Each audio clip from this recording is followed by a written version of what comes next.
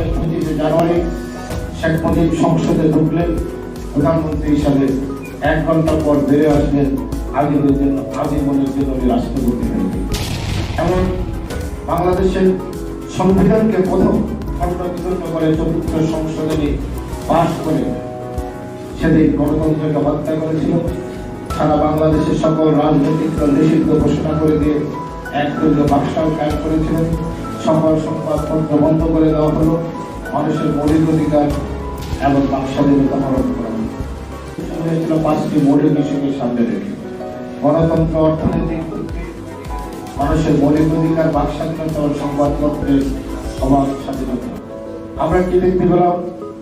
যারা বাংলাদেশের 72 সালে রাষ্ট্রীয় ক্ষমতা আসলেন, তারা এসে 5টি মৌলিক ইস্যুর সাথে সেদিন বিশ্বাসঘাতকতা করেছে।